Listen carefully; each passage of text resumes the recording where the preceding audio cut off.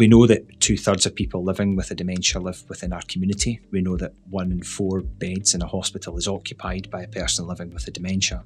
So regardless of what area of nursing you go into, or as a paramedic, what calls you will go to at some stage within your practice, even within a given day or a given week, you will come into contact with someone who is affected by dementia. So for us, it's essential. At the moment, currently, we have, I think, around 885 nursing students and around 226 paramedics students. So in total, I think we've got something like 1,076 students that are passing through the Being Dementia Smart module. There's always a moment of surprise at the introduction when I explain that I'm an architect and I'm part of their nursing undergraduate course. Workplace design can impact on staff retention, it can impact on staff satisfaction, their well-being and reducing risks. And in the case of our students here who are studying nursing and paramedic science, their work environment is going to be a care environment. It could be a hospital, it could be a care home. And the research around dementia-friendly design shows that if those environments are designed to support the person with dementia, they will also reduce demands and risk on the staff. So the Iris Murdoch building was, at the time of its opening, the world's first dementia-inclusive designed building.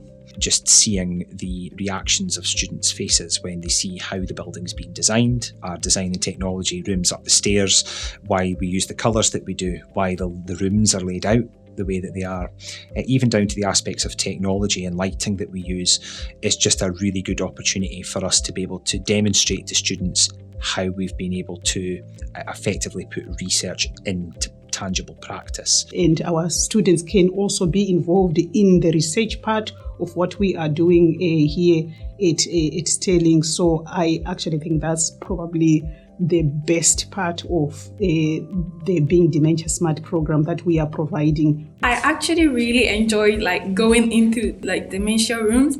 I felt like I was challenging myself to be able to notice if I'll be able to tell if this part of the room is okay as a person with dementia. So I was putting myself in their shoe and seeing if I'll be able to notice it. How can I help this person? And what is the actual crux of the matter? Is it that they're just acting up because they can, or is it that they're hungry, or is it that they're in pain?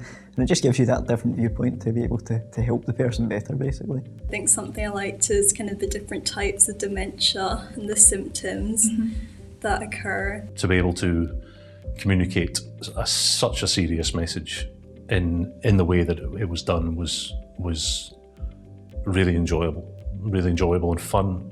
The Being Dementia Smart course is the first time that nurses are getting taught about dementia design in their curriculum, and I think that's pretty cool.